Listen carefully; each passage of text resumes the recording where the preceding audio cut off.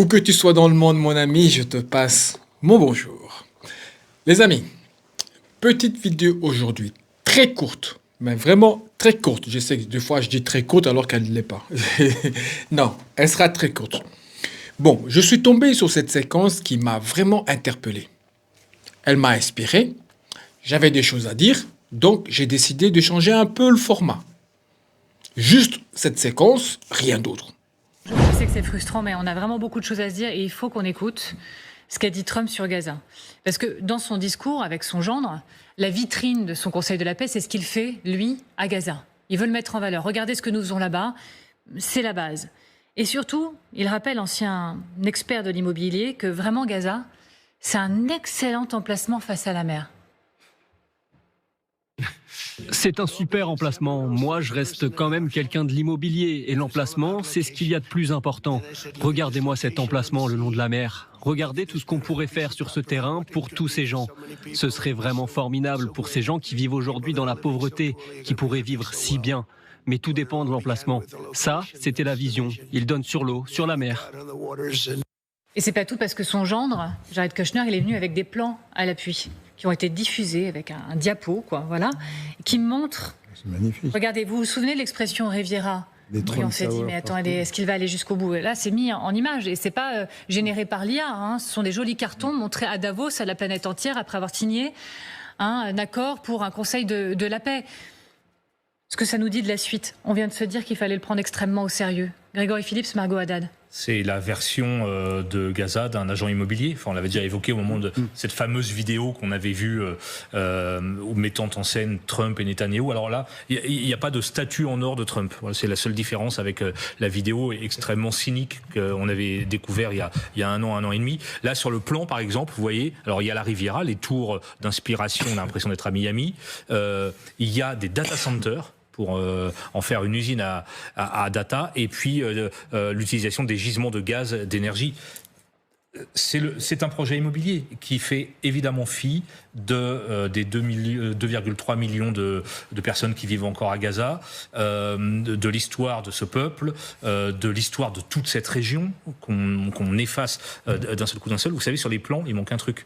C'est les cimetières des 50 ou 60 000 personnes qui ont été tuées dans le conflit. C'est vraiment la vision d'un magnat de l'immobilier qui dit allez hop, on règle ce problème en construisant des très jolis tours sur une rivière.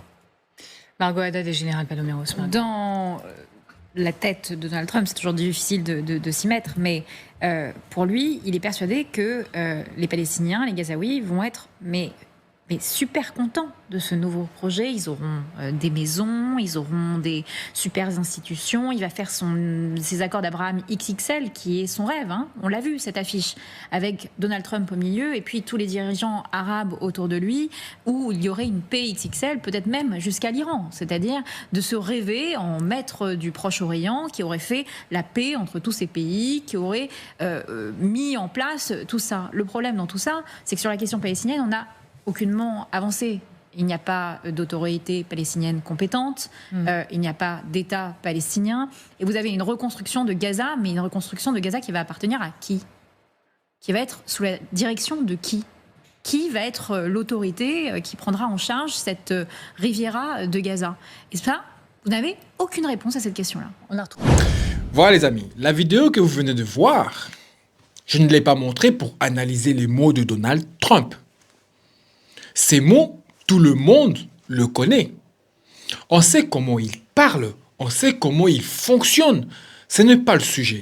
Ici, ce qui m'intéresse, c'est que cette vidéo rend normal. On ne parle plus de guerre, on ne parle plus de droit international, on ne parle même plus d'un peuple occupé depuis des décennies. Bon, je ne m'attends pas à ce que Trump parle de ça. Mais c'est quand même fou. On parle d'un territoire comme d'un bien vide.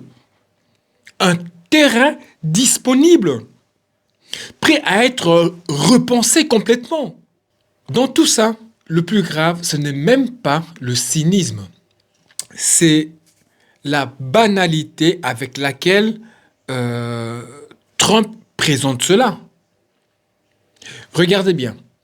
À aucun moment, la question n'est est-ce légitime? À aucun moment. La seule question posée, c'est qu'est-ce qu'on peut en faire? Si on part avec cette vision, alors dans ce cas, la destruction de Gaza n'est plus un drame. C'est une étape préalable à une condition. Ensuite, arrive son petit joker, là, son petit bras droit, là, son petit toutou qui vient, là, le Jared Kushner. Là.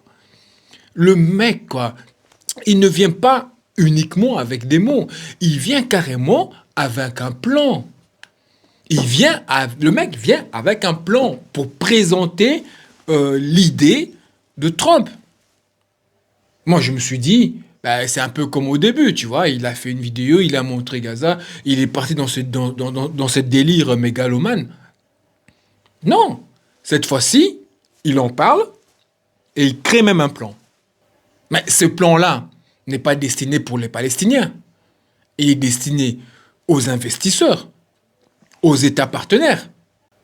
Parce que quand il présente le plan, c'est une façon de dire à ses partenaires et à ses investisseurs, je ne plaisante pas quand je dis ça.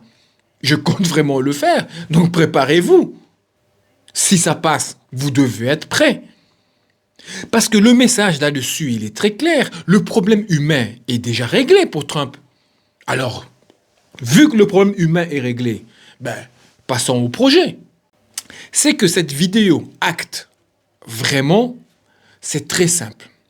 Le sort des Gazaouis n'est plus une question politique. C'est devenu une variable logistique.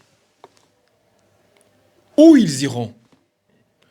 Comment ils disparaissent du cadre? Ce n'est pas le sujet, les amis. Et c'est pour ça que cette vidéo me dérange profondément.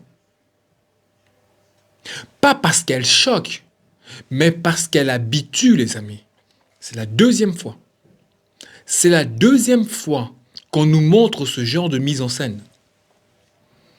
Ils veulent habituer les gens.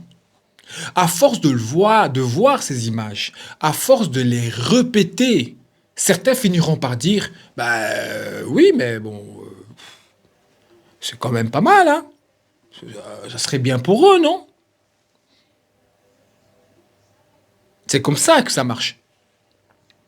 On installe l'idée qu'on peut raser, effacer, puis reconstruire, mais autrement, sans jamais demander l'avis de ceux qui vivent là-bas. La vraie question n'est donc pas est-ce que le projet est beau? Non. La vraie question c'est qui a décidé que Gaza pouvait être repensé sans les Palestiniens eux-mêmes? Tu les mets où, les Palestiniens? Dans ta ville de luxe? Ils sont où les cimetières? Ils sont où les morts? L'autre truc, l'Europe, dans tout ça, elle fait quoi? Elle dit quoi? Elle dit quoi quand le type le plus puissant du monde parle de Gaza comme d'un business devant de dizaines de journalistes sous les yeux du monde entier? Il le dit lui-même. Moi, je viens de l'immobilier. Il le dit. Et directement derrière lui, tu as un mec qui vient avec un plan. Donc non, ce n'est pas une boutade. Non, ce n'est pas une image. Non, ce n'est pas une phrase mal choisie. C'est une intention. Il a vraiment cette intention-là. Il teste, il tente. Il teste. Parce que c'est la deuxième fois. Et tant qu'il n'y a aucune réaction, il continuera jusqu'à ce qu'il passera vraiment à l'action. Un jour, les amis, vous verrez, dans les médias, on va nous expliquer que finalement, pourquoi pas? Parce qu'à force de montrer ces images, tous ces rendus en 3D, des projets magnifiques, certains finiront par trouver ça normal. Mais il y a des questions qui restent sans réponse. Ben, qui dirigera cette ville si ce n'est pas les Gazaouis? Parce que ça doit être des Gazaouis. Quelle légitimité? Quelle souveraineté? Vous croyez vraiment que tout cet argent investi pour les beaux yeux des Palestiniens? Jamais de la vie. Avant de parler de ville, de luxe, de projet, il y a une chose à faire d'abord. Reconnaître ce qui leur appartient. Reconnaître leur terre. Reconnaître leur État. Ensuite seulement, tu peux proposer ce que tu veux. Ils acceptent ou ils refusent. Mais là, ce n'est pas une proposition, c'est une projection imposée. Voilà pourquoi j'ai voulu faire cette vidéo, les amis. Simplement pour dire ça.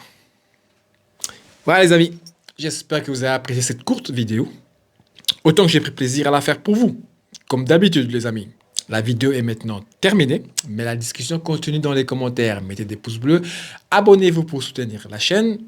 On se retrouve très bientôt, les amis. Paix sur vous.